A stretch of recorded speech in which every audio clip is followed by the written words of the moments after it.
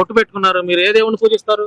వెంకన్నబాబునండి. వెంకన్న బాబు. క్రైస్తవ పాస్టర్ని అది చంపడం తప్ప లేకపోతే కరెక్టా? తప్పు కదా, తప్పటి. మనిషిని చంపడం కరెక్టా లేదా తప్ప?